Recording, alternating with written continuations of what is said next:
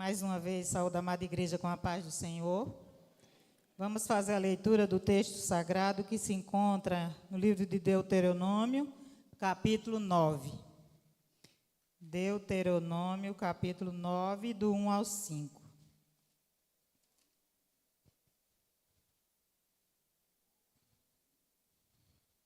Diz assim a palavra do Senhor: Ouve, ó Israel, tu passas hoje o Jordão para entrares a possuir nações maiores e mais fortes do que tu, cidades grandes e amuralhadas até aos céus, povo grande e alto, filhos dos Anaquins, tu que conheces e que já ouvistes. Quem poderá resistir aos filhos de Anak? Sabe, pois, hoje, que o Senhor teu Deus é que passa diante de ti, é fogo que consome e os destruirá, e os subjugará diante de ti. Assim os desapossarás, e depressa os farás perecer, como te prometeu o Senhor.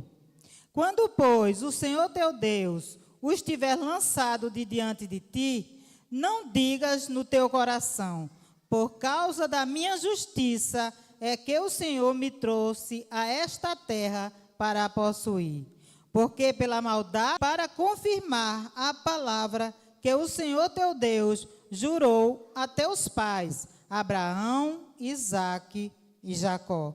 Que o Senhor aplique a sua palavra aos nossos corações. Vamos estar orando para que o Senhor use mais uma vez nosso pastor.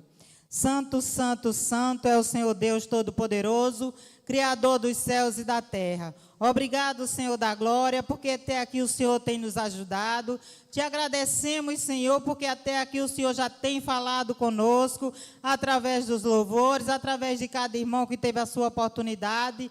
E creio verdadeiramente que o Senhor irá continuar falando, usando o teu servo, Senhor, poderosamente. Que o Senhor desperte os nossos corações, que o teu Espírito Santo seja esse elo, Senhor, que nos une, Senhor, a partir da tua palavra, Senhor, pregada, e os nossos corações dispostos a receber. Usa o teu servo conforme a tua vontade, não o que queremos, mas o que precisamos receber de ti nessa noite, Pai. Usa o teu filho, entrego ele mais uma vez em tuas mãos. Oramos e te agradecemos, Senhor da glória, em nome do teu filho Jesus Cristo. Amém. Queridos, graça e paz, podeis tomar assento, por favor. Queria que os irmãos continuassem com o texto sagrado aberto, amém? Amém, irmãos? Deixar sair a Bíblia aberta.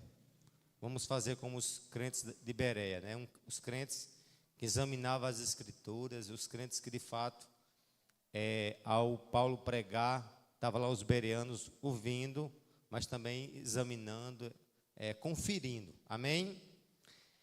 Meus queridos, a porção que a irmã Nalva acabou de ler, ela está dentro de um contexto, como vocês sabem, um contexto mais amplo, naquilo que a gente chama, dentro da teologia, de Pentateuco, né? Os 5 primeiros livros da Bíblia. O próprio nome Penta significa 5, né? E aí, restringindo ao livro de Deuteronômio, tem um significado basicamente de segunda lei ou repetição da lei. E essas informações bem básicas que eu queria refrescar a mente de vocês. Mas eu queria ter como foco primário uma frase que deve instigar a mim e a tua vida. É porque ele é fiel. Vamos lá, vamos juntos dizer um só coro. Porque ele é fiel. Por que ele é fiel? O que de fato torna Deus sendo fiel? Vamos pensar bem nisso. E entre N verdades que essa pequena porção que foi lida tem a nos ensinar, eu queria evidenciar simplesmente, a princípio, a priori, 3. E eu queria ver com vocês que Moisés, ele nos caminha diante do contexto de um povo que estava a caminhar no deserto, agora já na reta final, não é isso? Chegando já em Canaã, passando já o Jordão, Mas ele disse, olha, cuidado para vocês não se vangloriar, porque vocês estão passando o Jordão. Passaram anos peregrinando na condição de forasteiro no deserto. E agora, quando vocês estão em suas terras fixas, não serão mais forasteiros, mas permanentes. Não deixe que o orgulho, não deixe que a vaidade, não deixe que a soberba, não deixe que a justiça própria tome o coração de vocês. E assim como Israel tinha a mesma probabilidade e a mesma capacidade de fato caminhar por isso, eu e você tem a mesma probabilidade. Não é isso? Nós temos a mesma dificuldade de quando nós estamos nos momentos, como é que eu posso dizer assim, bons, quando nós estamos nos momentos, como é que diz, de bondade, nós esquecemos de quem de fato nós passamos. Para tomar posse das nações maiores e mais fortes do que vocês, grandes, né, nações grandes e com muralhas que chegaram até os céus, um grande povo alto, filhos de Anaquins, que vocês conhecem, de quem vocês já ouviram dizer, quem poderá resistir os filhos de Anak? Eu queria aqui ver com vocês, onde ele diz assim, olha, escute. Quando ele diz a palavra escute aqui, é a ideia de...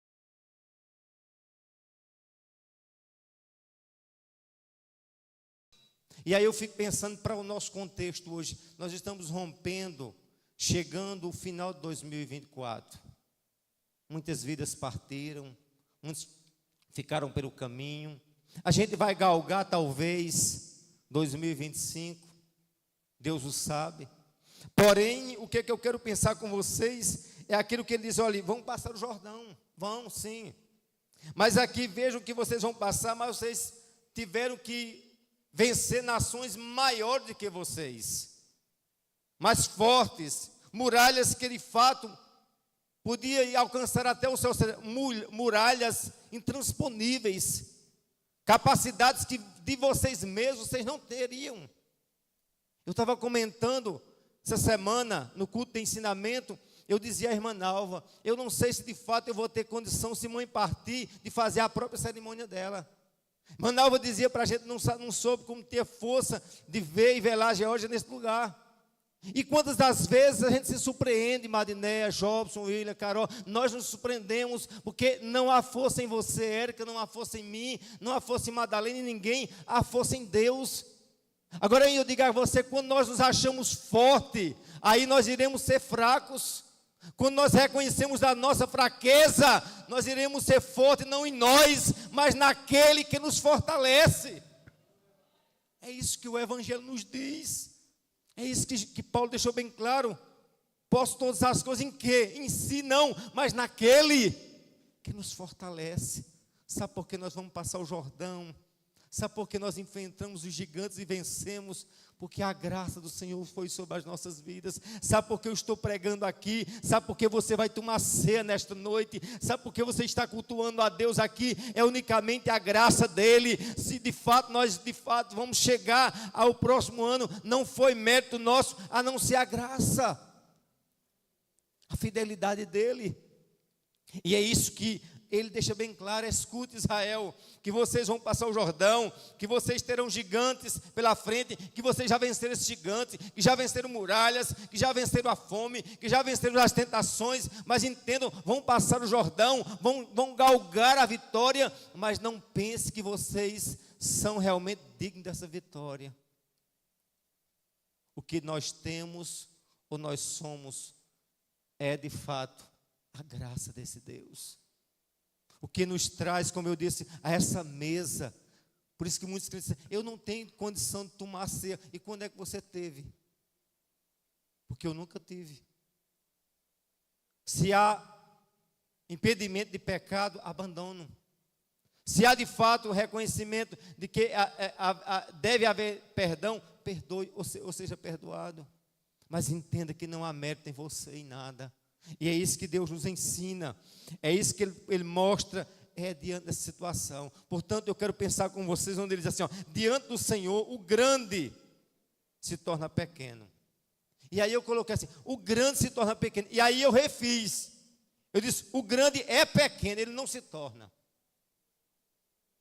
O grande só tem um. O grande não se torna pequeno porque eu não posso comparar o grande ao que é grande. Vocês entendem isso? Os gigantes eram grandes diante de Israel. O gigante, de fato, o deserto era terrível diante de Israel, mas diante do Senhor, portanto, é o Senhor que faz a diferença. É isso que eu queria que nós pensássemos, que de fato, só Ele é grande. Amém, amados? Diante do Senhor, o grande se torna pequeno, não só pequeno, mas é pequeno, é simplesmente nada. E é isso que o Senhor está nos ensinando. Olha, Israel, tudo que vocês passaram aqui, não foi a grandeza de vocês, não foi a capacidade.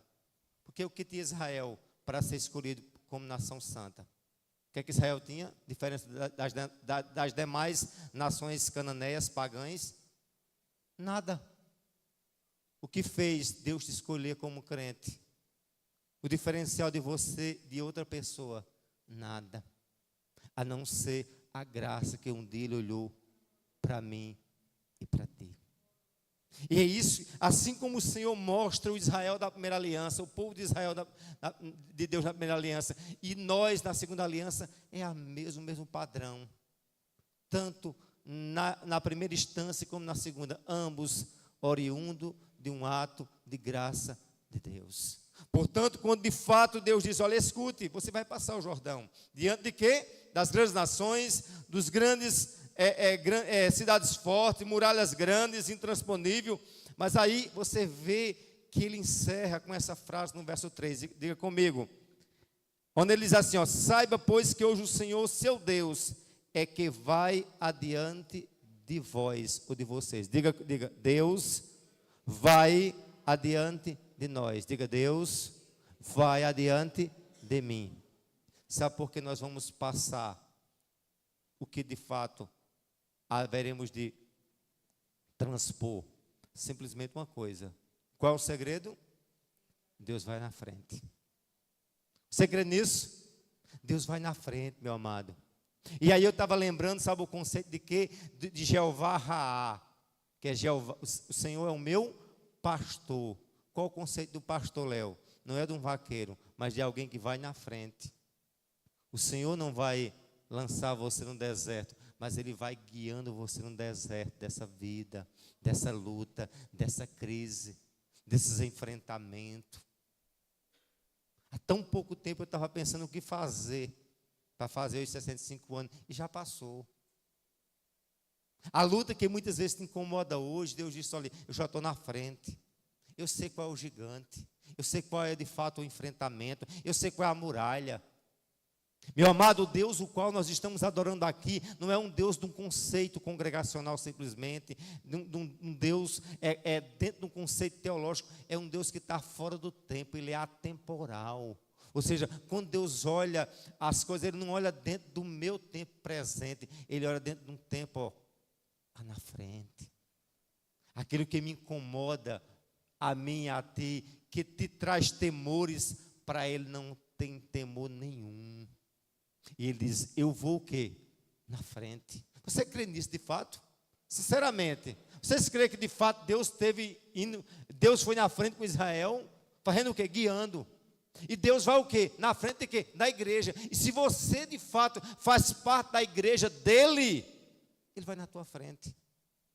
E Ele vai nos guiando. Ele não vai nos dando direção. Ele vai a cada instante. Interessante que a ação de Deus é uma ação, meu amado, não é uma ação que Ele diz, olha, vá Flávio, olha, eu vou estar tudo preparado, está aqui, não. Ele diz, vá, se lance.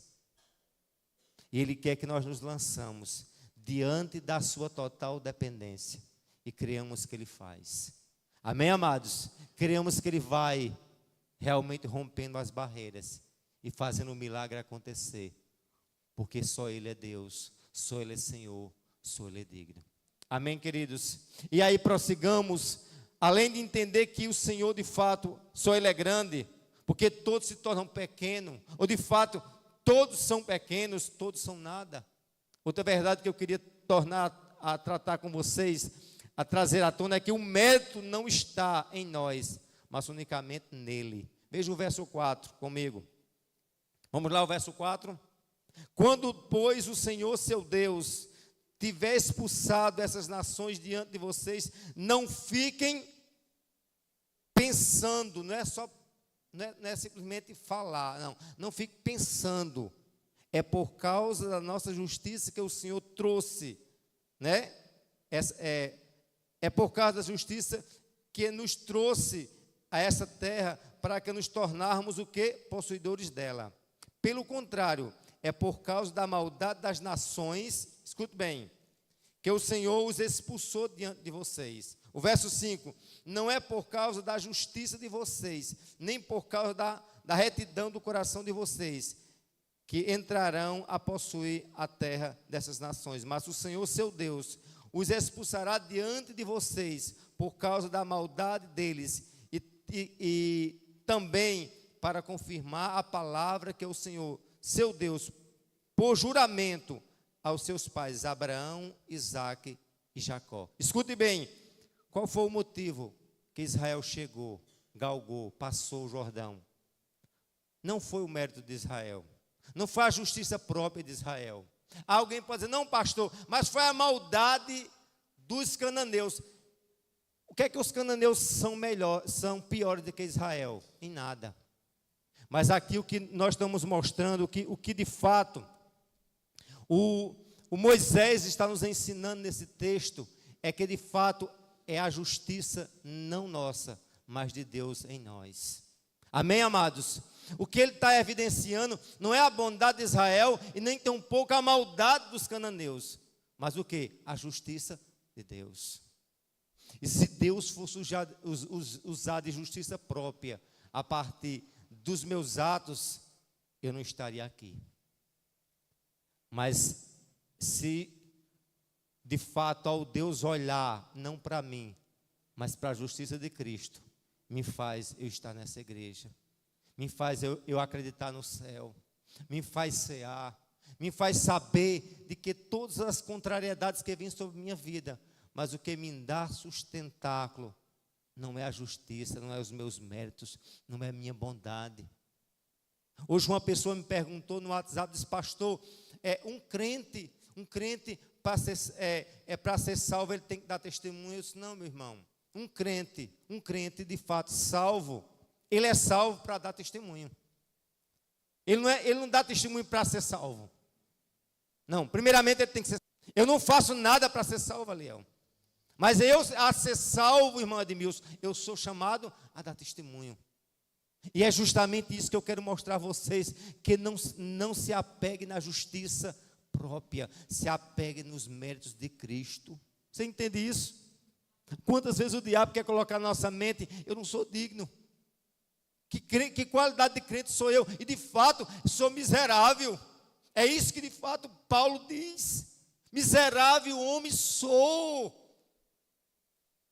Mas entendamos que a graça de Deus que um dia nos alcançou, assim como alcançou outrora Israel. E aí, na minha vida, porque de fato ele tem uma aliança conosco. Ele tem uma promessa. E promessa de Deus é realidade na certa. Vamos ver o que diz o texto, a parte B do verso 3. Acompanhe comigo, por favor. Diz, assim vocês os expulsarão e depressa os farão desaparecer, como o Senhor prometeu a vocês. Diga comigo, como o Senhor prometeu a você. Eu faço uma pergunta, você tem promessa do Senhor? Sim ou não? E a maior promessa que ele diz lá na epístola de João, essa é a promessa, a vida eterna. A maior promessa que nós nos temos não é um casamento perfeito, não é uma igreja perfeita, não é dinheiro, não é bens materiais. A maior promessa que o crente tem é dos céus. Essa é a promessa de todas as promessas.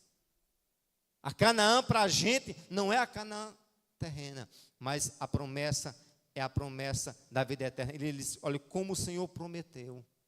E como o Senhor prometeu, Ele vai o quê? Cumprir. E ele vai cumprir a partir justamente do empenho de sua palavra. Portanto, ele deixa bem claro, ele reitera essa mesma verdade. No verso 5, a parte B, ele diz assim, olha, para confirmar a palavra que o Senhor, seu Deus, jurou aos seus pais, Abraão, Isaque e Jacó. Diga Deus, não só, simplesmente, jurou. Ele fez o quê? Ele não simplesmente se comprometeu, ele jurou. O que é um juramento? É isso que eu vou mostrar, encerrar vocês. Que não foi uma promessa vaga, mas foi um juramento. E um juramento implica numa responsabilidade de uma superioridade. E aí, de fato, eu quero solidificar essa minha pergunta respondendo porque ele é fiel. Amém? Porque de fato ele vai cumprir, não por justiça nossa, não porque nós fomos mais fortes do que os nossos inimigos, não. Mas porque o quê? Ele é fiel com o quê? Com os méritos de Cristo, com a justiça de Cristo. E também o quê? Ele fez o quê? Ele jurou. Ele fez uma promessa. E as promessas de Deus há de se cumprir cabalmente na minha e na tua vida. Veja bem, portanto, porque de fato ele é fiel. Ele é fiel não com base na nossa justiça própria, como eu já disse, mas no que ele jurou a si mesmo. Ele é fiel por ser a sua própria essência. É da essência de Deus ser fiel. Vocês sabiam disso? A sua fidelidade, o que nos garantiu por meio da promessa feita a Abraão, Isaque, Jacó, e a todos os descendentes pela fé na justiça dos méritos exclusivos e suficiente de Cristo, cumprindo cabalmente a sua obra por nós e em nós. Por fim, Hebreus capítulo 6, verso 13 e 18. Acompanhe comigo. Vamos ver aqui porque Deus jurou. E a quem de fato Deus jurou. E aí caminho já para o encerramento. Mas eu queria que nós estivéssemos pensando. O que diz aqui Hebreus. Amém? Hebreus capítulo 6.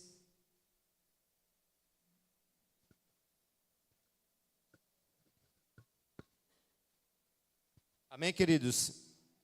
Encontraram Hebreus 6, e aqui pode acompanhar na projeção, diz assim, olha, pois quando Deus fez a promessa a Abraão, visto que não havia ninguém, jurou o quê? A si mesmo, porque ele não podia jurar a Abraão, porque ele tem que jurar alguém acima de Abraão, e Deus buscou alguém para ele, de fato, jurar. E sabe como é que Deus fez para encontrar alguém que estava acima dele? Ele não conseguiu olhar para cima, porque não tem ninguém acima dele. Ele não encontrou. E ao jurar, ele jurou o quê? A ele mesmo. Mas aí prossegue dizendo assim, olha, dizendo certamente, abençoarei e multiplicarei os seus descendentes. O verso 15, assim depois de esperar com paciência, Abraão obteve a promessa. Abraão obteve o quê? A promessa. Mas esperou com o quê? Com paciência. Eu fico pensando aqui, eu queria abrir um parênteses, né, no encerramento desse sermão. Escute bem, a gente espera, mas eu faço uma pergunta, nós estamos esperando com paciência? Eu acho que o grande segredo está aí, não é só esperar, mas esperar com paciência, porque esperar é saber de que Deus, quem de fato se comprometeu em fazer, Ele jurou, diga, Deus jurou, e se Deus jurou, está jurado, se Deus falou, está falado, meu amado. Por isso que Abraão creu, não creu de forma aleatória, mas ele creu e creu, disse, olha, eu vou esperar, mas vou esperar com paciência. E aí eu fico perguntando, por que nós vivemos numa geração ansiosa? Porque nós não temos o quê? Paciência de se esperar. A gente não tem paciência de esperar. Diz o texto que Abraão, ele esperou. E como o próprio salmista diz, esperei com paciência no Senhor. Ele se inclinou para mim e ouviu o meu clamor. Não basta simplesmente acreditar na promessa, mas basta o quê? Esperar. Mas não esperar de qualquer jeito, mas esperar com paciência. E aí ele diz o que? Abraão creu e esperou com paciência. Olha, porque as pessoas juram pelo que ele é superior. E o juramento servindo de garantia, pois põe, enfim, toda discussão. O juramento serviu de quê? De garantia. Você acredita que Deus deu uma garantia? Qual a garantia que Deus colocou aqui? O que foi que Deus empenhou? Me diga. Os céus, a terra, o quê? A palavra dele. E aí eu faço uma pergunta interessante. Você acredita na palavra? Uma das coisas que mais, hoje as pessoas, eu vou comprar uma casa, tem que ter uma garantia. Eu vou entrar no aluguel, tem que ter aquele chamado o quê? A entrada, não é isso? Meio mundo de coisa, para dar garantia. O que Deus prometeu, o quê? Sua palavra. E palavra de Deus é palavra de Rei dos reis, Senhor dos senhores. Eu convido você a acreditar de que de fato Ele tem palavra. O que Deus tem na minha vida, Ele vai cumprir. Ah, é para o pastor, porque eu sou ruim. Ele vai cumprir assim mesmo. Ele vai endireitar você e vai cumprir. Ah, pastor, eu não estou acreditando. Ele vai fazer você crer para cumprir. Ah, pastor, alguém se levantou, o muro se levantou.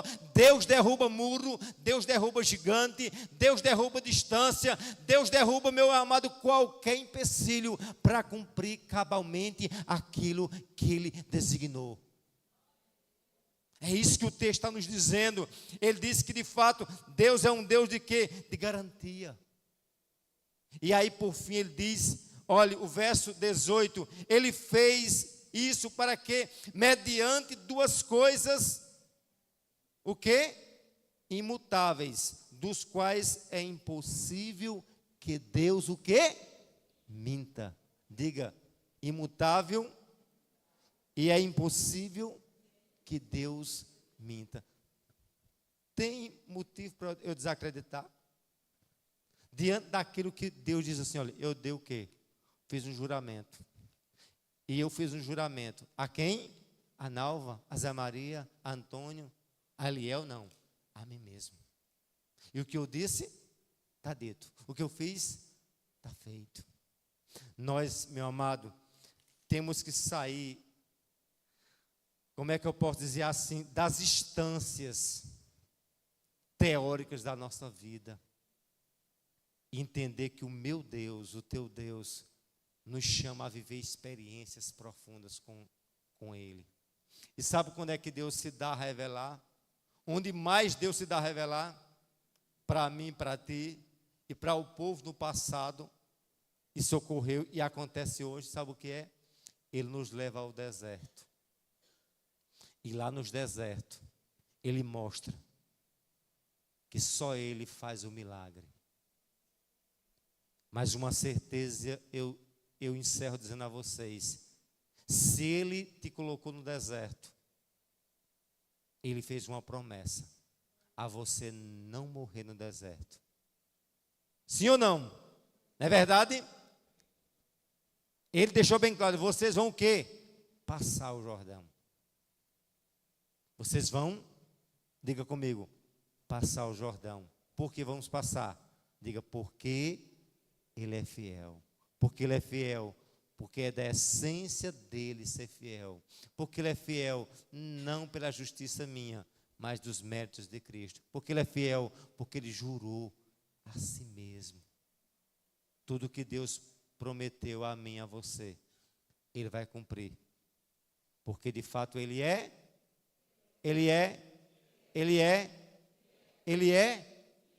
Amém? Nos coloquemos de pé, por favor. Quero já convidar a irmã Edmilson.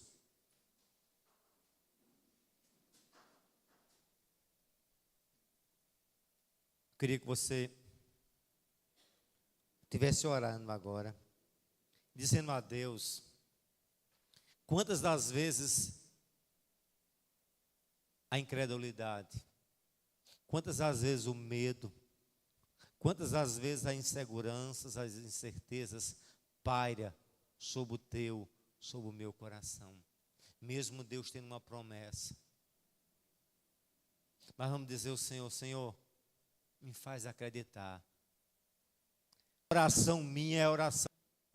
Aquele homem que tinha aquela filha perdida, sem perspectiva, onde ele diz o quê? Senhor, eu creio, um filho em um estado terrível. Ele disse: Senhor, se tu podes crer, o quê? Tudo é possível ao que crê. O que é que ele disse? O que é que ele disse? Eu creio. E quantas vezes a gente diz eu creio? Eu creio em tudo aquilo que foi dito hoje à noite. Mas aí ele encerra dizendo o quê? Ajuda o quê? Vamos lá dizer. Ajuda na minha incredulidade. E minha oração é essa, desses dois pontos, olha. Ajuda na minha incredulidade e aumenta a fé. É necessário crer, sim. É necessário haver fé, sim. Mas até essa fé tem que vir dele. Tem que ser. Eu tenho que alimentar a fé, é claro. Mas quem faz nascer a fé é Ele dentro de nós. Feche seus olhos. Diga: Senhor, olha, Senhor, eu tenho tantas muralhas pela frente. Eu tenho tantos medos. Eu tenho tantas fraquezas. Mas eu estou dizendo a Ti que eu quero crer. Me ajuda a crer. Senhor, nesse momento em que eu estou a confessar as minhas incredulidades, os meus medos, minhas fraquezas, minhas interrogações, meus questionamentos, e dizer, Senhor, que não é a minha justiça. Eu não me confio na minha bondade, porque não há mérito na minha vida. Não há mérito na vida dessa igreja presente.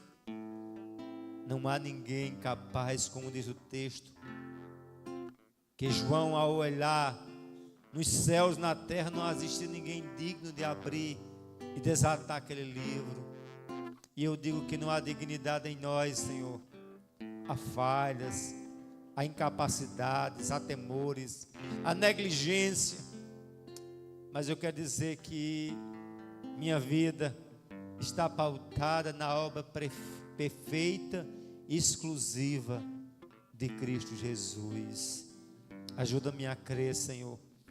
Ajuda-me a crer que em 2025 haveremos de passar lutas, mas as Tuas promessas se concretizarão em nossas vidas. Ajuda-nos a crer, Senhor, que em meio às lutas, os desafios, todas as coisas que vêm sobre as nossas vidas, mas nos fazem entender que nós dependemos totalmente de Ti. Leva-nos ao centro da Tua vontade, de forma tremenda, e Te louvo, de fato, dizendo: Tu és fiel, Tu és fiel, Tu és fiel, Tu és fiel, em nome de Jesus. Você pode aplaudir, você dá para aplaudir esse Senhor que é fiel, esse Senhor que é fiel, esse Senhor que te salvou. Poder sentar, meus queridos.